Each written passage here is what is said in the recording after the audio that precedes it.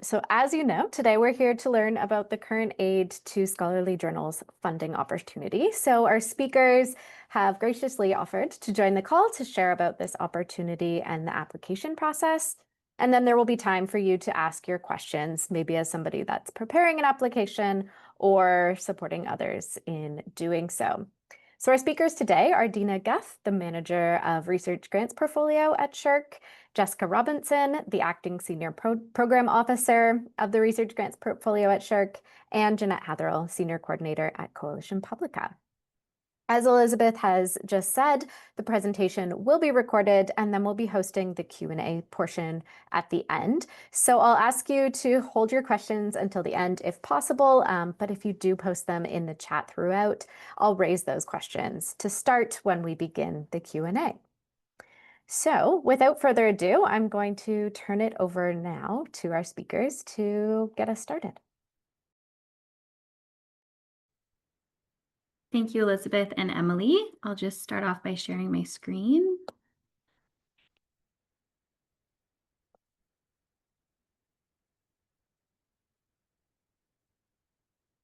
Can everyone see my presentation? Looks great to me. Great. So hello, everyone. Again, my name is Jessica Robinson, and thank you to Carl and the Library Publishing Community Engagement Team for inviting us here today. We are excited to be here to present the Aid to Scholarly Journals September 2025 competition and the revisions to this year's competition.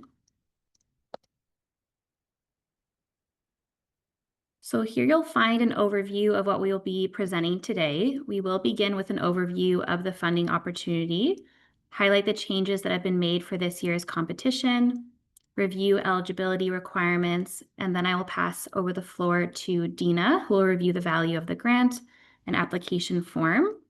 Dina will then pass the floor to Jeanette Hatherell from Coalition Publica, and afterwards, Dina will provide an overview of the merit review process and results, and then we'll proceed to the Q&A session. Here you'll find an overview of the grant. The Aid to Scholarly Journals are valued at up to $52,000 per year for established journals and up to $42,400 per year for emerging journals. A journal may request up to $10,000 per year as part of the total grant to contribute to the costs related to the development and implementation of innovative practices. The grant is 3 years in duration. The deadline to submit an application is this September 10th, 2025 at 8 p.m. Eastern Time, and the results will be announced in March 2026. Oops. The Aid to Scholarly Journals grants are expected to respond to the objectives of the Insight program. The grants support Canadian scholarly research and dissemination by offering a contribution to enable journals to defray the costs associated with publishing open access scholarly articles and digital journal dissemination, as well as explore innovative activities and practices. The Aid to Scholarly Journals grants are meant to enable the dissemination, discoverability, and mobilization of original research results in the social sciences and humanities through Canadian scholarly journals, increase research capacity by facilitating knowledge sharing and the development of scholarly communities, particularly in areas relevant to Canada, assist journals in taking advantage of developments in digital technologies and innovative practices, promote best practices in open access scholarly publishing, and encourage the transition to immediate open access publishing.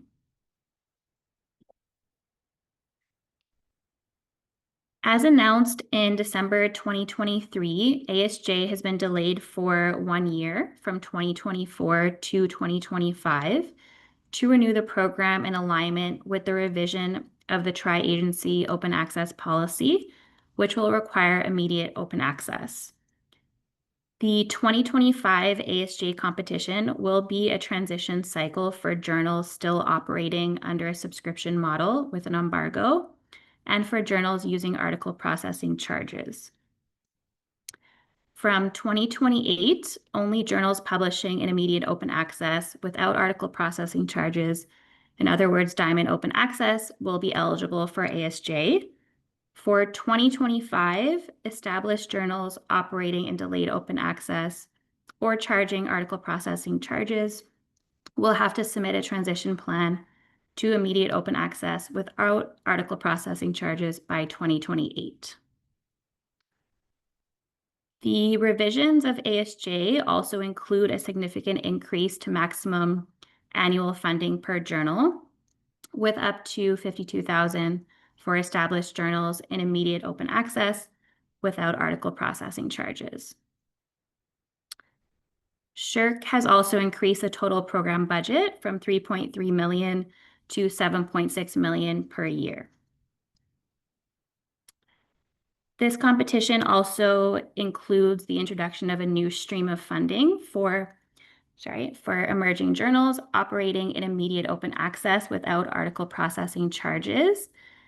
As mentioned, the annual maximum funding for emerging journals is $42,400.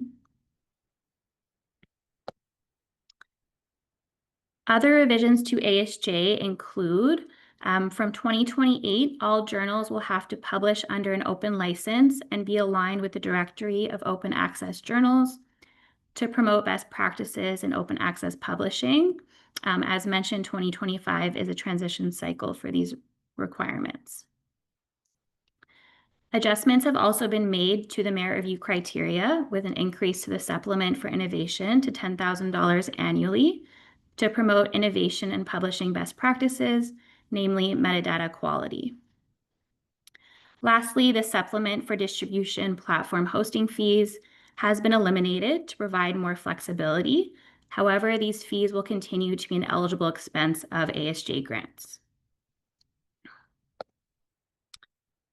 We will now review the eligibility requirements. In terms of subject matter, a journal is ineligible for funding under this funding opportunity if its mandate and/or content is primarily focused outside of disciplines within SSHRC's mandate, and/or its content is primarily health-related and focused on clinical research and education, psychomotor research and kinesiology, counseling and therapy, and epidemiology. Multidisciplinary journals that publish articles outside of SSHRC's mandate are eligible to apply for ASJ funding, provided that their mandate and publications fall primarily within SSHRC's mandate. If a multidisciplinary journal has been deemed eligible and is successful in the ASJ competition, the level of funding awarded will be adjusted to reflect the percentage of its articles devoted to social sciences and humanities content. If formally requested, SSHRC staff will, prior to the deadline, make every effort to offer applicants advice regarding the eligibility of a journal's subject matter. However, final decisions of eligibility for all applications will be made only upon receipt of the full application.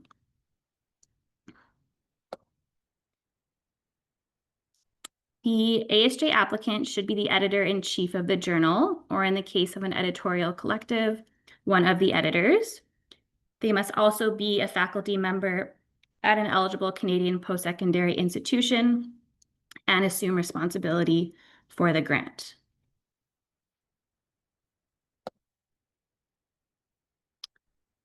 Grant funds can be administered only by an eligible post-secondary institution or eligible not-for-profit organization, which for the ASJ funding opportunity is defined as either the journal itself or a scholarly association or press that either administers or owns the journal.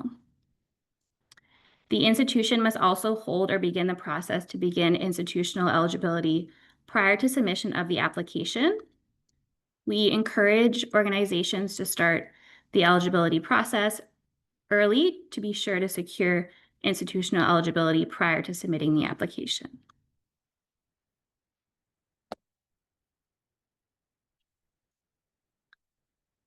To be eligible for support, a journal must meet the definition of a scholarly journal, which for the purposes of this funding opportunity is defined as a peer-reviewed academic publication that disseminates the results of original scholarship.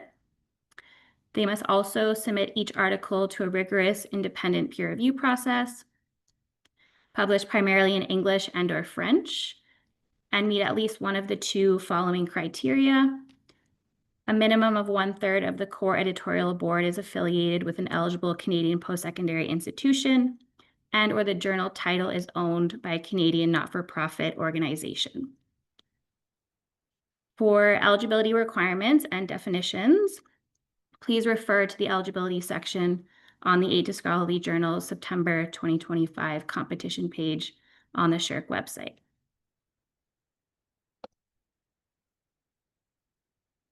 To be eligible for support, established journals must have been founded 2 or more years prior to the application deadline and have published within that time frame a minimum of 2 issues per year, each including at least 3 peer-reviewed articles, or for journals not publishing in issue format, at least 6 peer-reviewed articles per year over the 2-year time frame. And for emerging journals, they must have been founded within the 2 years prior to the application deadline and have published within that time frame a minimum of 1 issue that includes at least 3 peer-reviewed articles, or for journals not publishing in issue format, at least 3 peer-reviewed articles.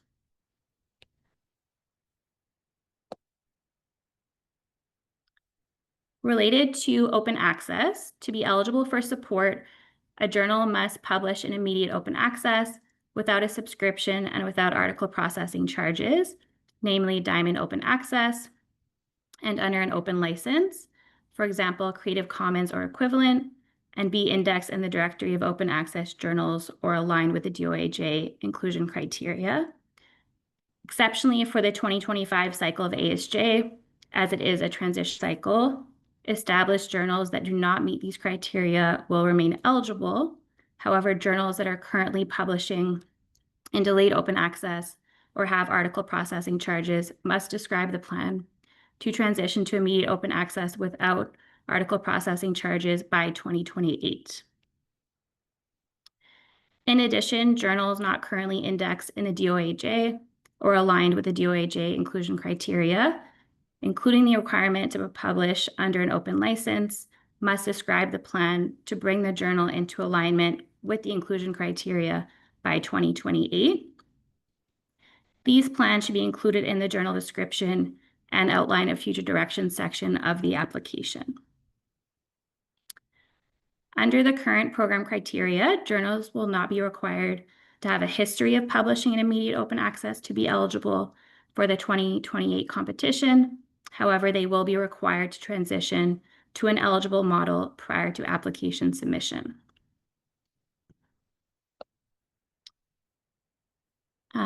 Again, for the 2028 competition, to be eligible for support, all journals will be required to publish in immediate open access without a subscription or article processing charges and under an open license.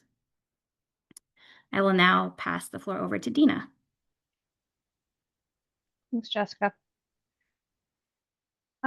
Okay, so I will, yes, we'll turn it over to the funding and the budget module, and the funding requested that can be requested from the grant. So the funding request, as previously, is based on a base grant that's calculated from the number of eligible articles the journal proposes to publish during the course of the ASJ grant. As Jess mentioned, there is also a supplement for innovation and best practices that has been increased this year. Again, as Jess mentioned, the specific supplement for funding for hosting costs for not-for-profit platforms has been eliminated, but those costs do remain eligible, and journals may use their base grant to pay any such hosting fees should they have them. Okay, so in terms of the per article funding rates, there are 4 in the 2025 competition. seeing that it is a transition competition, but we do expect that to be reduced, obviously, to 2 in the next 2028 competition, with just 1 per article funding rate for emerging journals and another for the established journals in immediate open access without APCs. But for the 2025 sort of transitional cycle, there are 4. So 1,800 per article for emerging journals. And these, as just mentioned, must be in immediate open access without APCs to be eligible for the program. 1,000 per article rate for established journals operating in immediate open access with APCs. 1,800 per article, again, for established journals functioning with a subscription up to 12 months, and 2,000 per article for established journals in immediate open access without APCs. So established journals proposing to transition to immediate open access without APCs prior to 2028, so prior to the last year of funding, are able to request the higher article rate for the year in which they transition. I do note, however, that release of total funding for the year will be contingent on the journal's confirmation that the transition has been made by reference to the journal's website. So it's important that journals be able to confirm that prior to the release of the funding. And due to administrative reasons, the transition must be made prior to the payment of the 3rd and final grant installment for the journal to request that higher per article funding rate for that year. Applicants should select the appropriate per article funding rate based on their business model and the number of journal articles the journal anticipates publishing, again, by reference to the definition of an eligible article that is published on SSHRC's website. And of course, that is up to the allowable maximum base grant.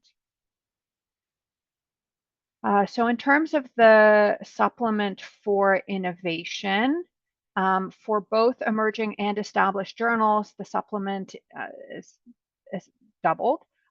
So it's now up to 10,000 per year.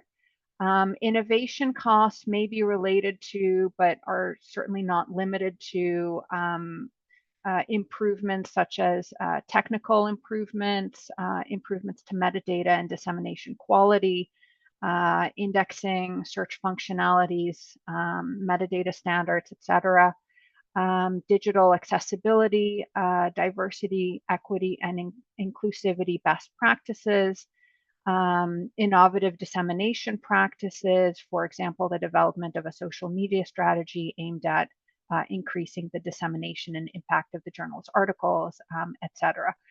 So there's essentially a wide variety of improvements that the journal can request under this supplement. Applicants should, however, be sure to justify the projected cost for innovation that they're asking for in the budget justification and publication plan module.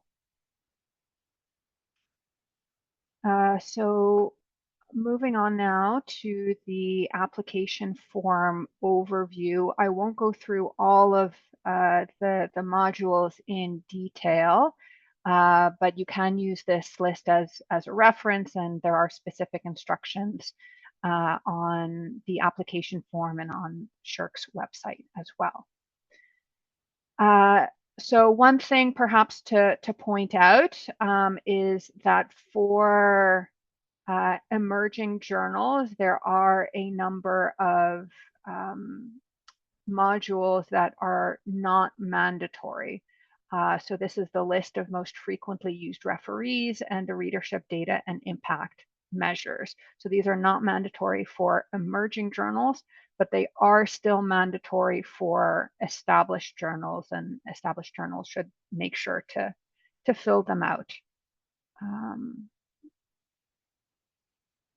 Okay, so moving now to article, oh, sorry, I missed a slide, business model, yes.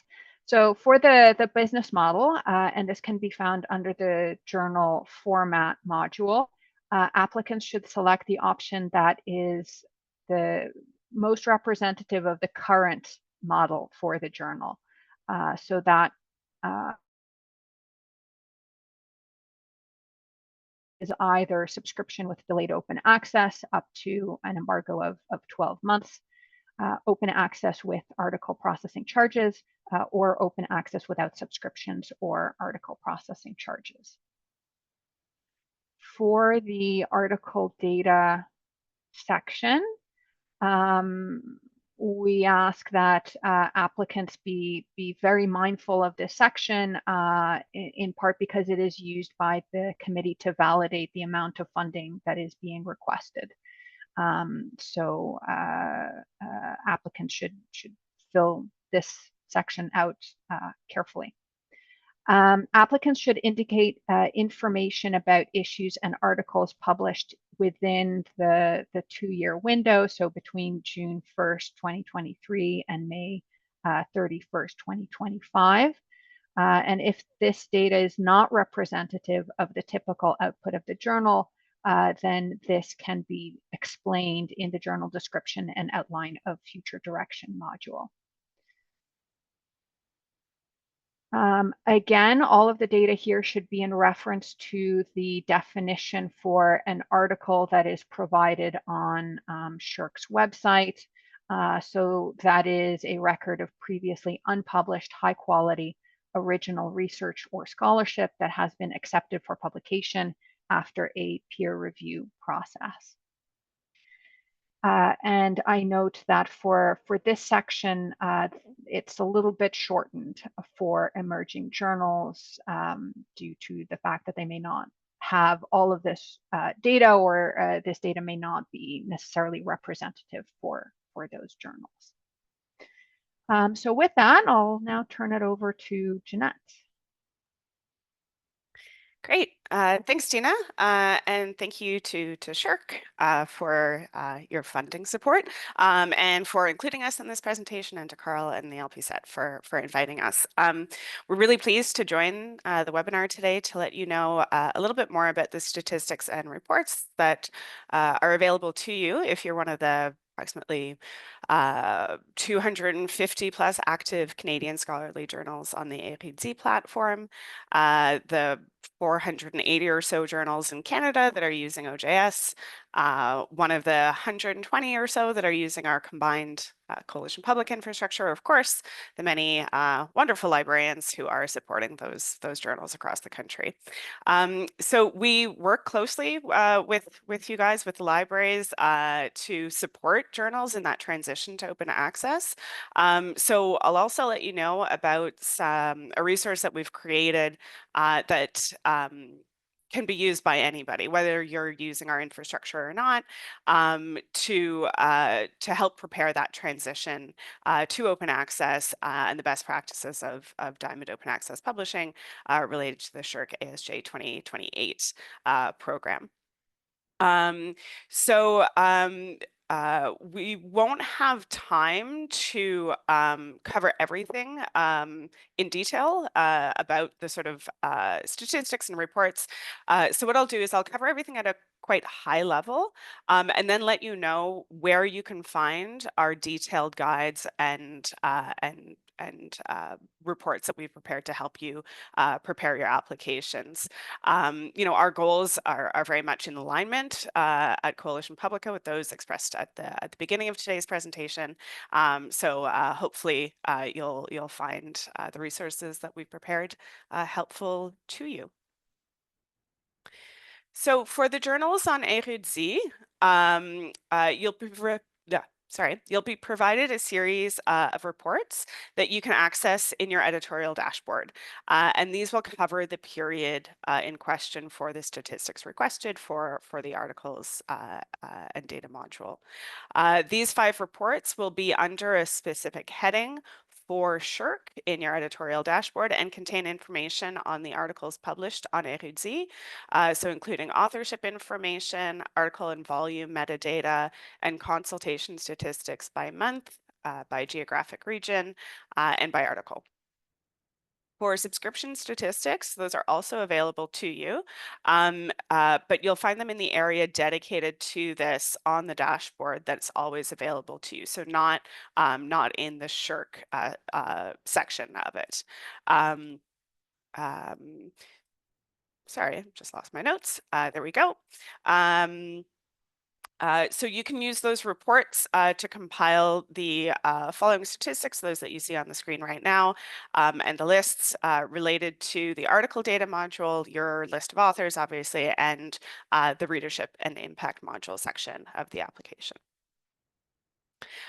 So for OJS journals, so if you're using OJS for the editorial workflows, that is using it for submission, for peer review, for publication, you can pull various reports from the statistics section of the editorial dashboard, or for information such as the number of articles submitted, accepted, and published.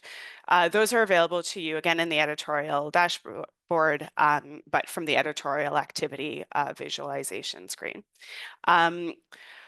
For some of the time to publication information, the ease of analysis will kind of depend on the version of the software that you're using. So just a heads up, if you're using 3.4, you can pre-configure date ranges and pull the relevant statistics from all of these tools. But if you're using 3.3, you'll need to do a little bit of manipulation by combining values from 2 available reports and then kind of doing the filtering and data cleanup after that. So if you're using 3.3, don't leave it to the last minute. Give yourself a little bit of time. Follow that advice that I'm sure you give to students all the time. So many of the statistics and metadata related to your articles will be available more or less like out of the box, such as your list of referees, authors, some basic web usage statistics, but some may depend on your journal's configuration and publishing practices. So for example, if you've previously connected a tool like Google Analytics or Matomo to your OJS, you will be able to get more granular web usage statistics than those that you could pull from just like a regularly properly configured OJS. So again, we do have a full guide for you that has lots of tips and detailed instructions. Many thank you to Maria, who's on the call, for her hand in compiling that guide. So for those of you who are using that sort of combined Coalition Publica infrastructure, sorry, next slide, please. There we go. Super, thank you. For the purposes of demonstrating readership and impact, so for that impact module section of the application, you can combine Érudit's consultation statistics with OJS download or file view statistics, since they both reference a full text view by a user.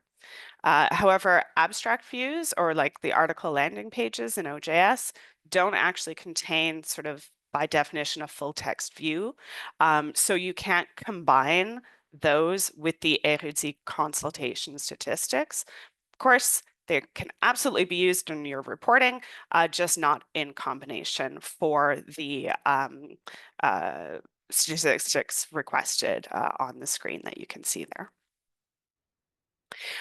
So as I mentioned, with our fabulous library publishing colleagues, who are many on this call, we're really pleased to present a roadmap for a transition to Diamond Open Access with information about open license and aligned with the DOAJ criteria that you can consult that may help you kind of align that previously mentioned requirement of the plan for a transition, right? So a transition action plan that you can submit in the future direction section of the application. So the OJS guide to statistics and reporting is already available online in French and in English, and the guide that Erizi has prepared, as well as the roadmap, are being finalized in translation today, and will hopefully be available online by the end of July. So those should be available to you quite soon. And here's the link for that section of our website, our snappy little QR code. And of course, these slides will be available to you after the webinar. So I think that's it. And thanks very much for having me, and happy to answer anything during the Q&A session. Thanks, Jeanette. Thanks. Very happy to have you as well. Okay, so I'll move on to merit review. So the merit review process for ASJ. So applications to ASJ do go through a competitive merit review process. And for funding decisions, SSHRC does follow the committee recommendations on the files. The evaluation process is single stage, so there are no external assessments. All committees for the program are multidisciplinary, so that is they group together groups of disciplines, and committee members are selected to represent an appropriate variety of disciplines within that group of discipline in that committee. And they are also selected for their experience with publishing and with journal operations. Scores are given for each of the 3 adjudication criteria, and you can see the score range and the descriptors there on the slide. And these are weighted to achieve the overall score. The application must be given a score of satisfactory or above, so that is a 3 or above for each criterion in order to be recommended for funding. However, just receiving a satisfactory or above score does not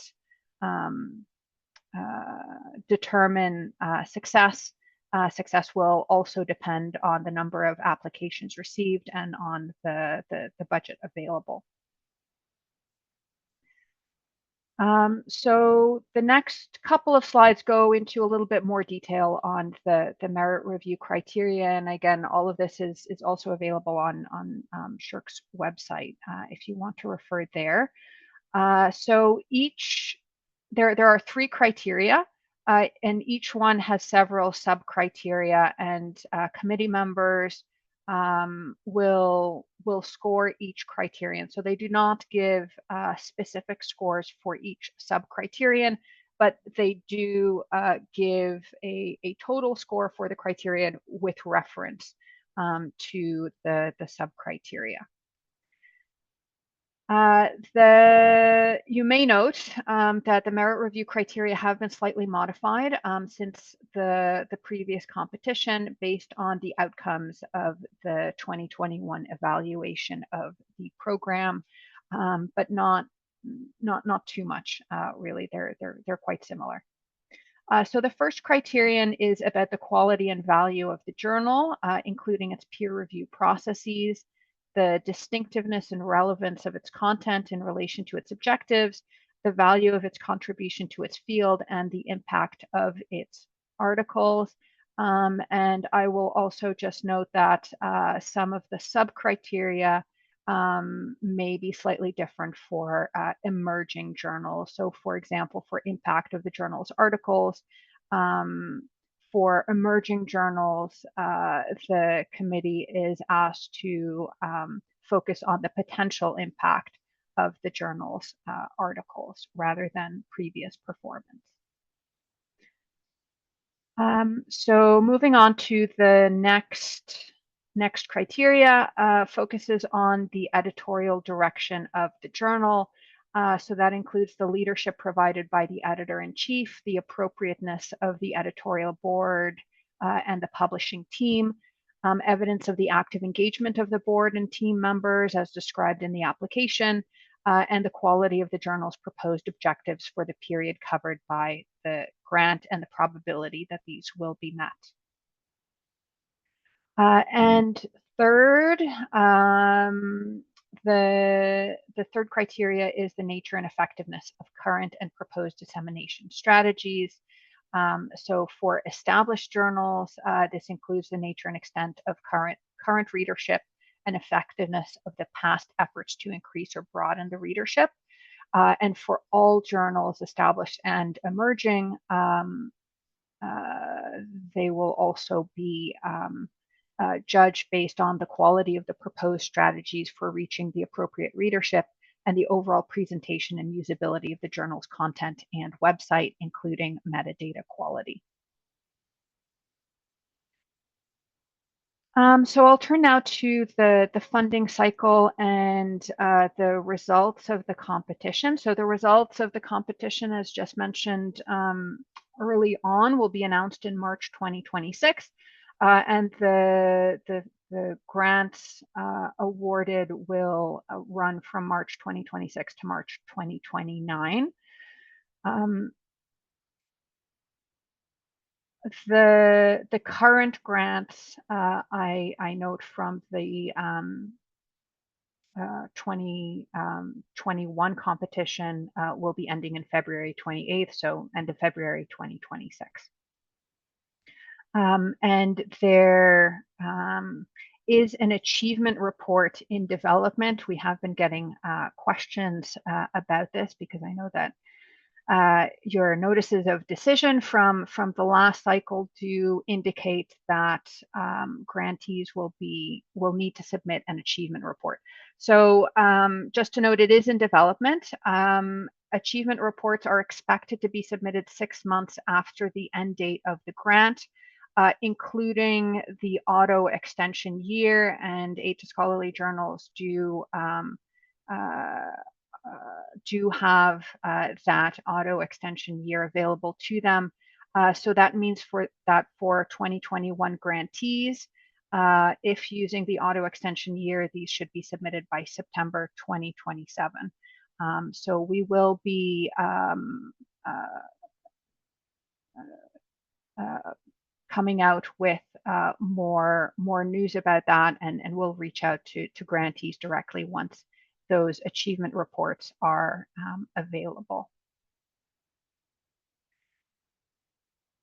So for more information, I'll just quickly run through a couple of resources that you can consult. So first of all, just a reminder that we do have our frequently asked questions page with some further information and guidance. For information regarding eligibility to administer funds, there is a special inbox, the institutional eligibility inbox. And again, I encourage all journals that are proposing to be administered by a not-for-profit institution to get in touch with the institutional eligibility inbox as soon as possible. And the deadline is 10 days in advance of the submission deadline. But they appreciate more time if at all possible. And if you do wish to contact us with further questions, the Aid to Scholarly Journals inbox is listed there as well. So just a couple of other resources as well that we've listed here. The DOAJ guide to applying with the application criteria, open access journals toolkit, Creative Commons licenses, and there are some excellent resources by the SSHRC that are also available in French. And I think, yes, they're okay. Yes, and Jeanette has her resources, the Coalition Publica resources available as well. So with that, I will thank everybody who's on the call, and thank you to the librarian publisher community for having us. And I think we have some time for questions.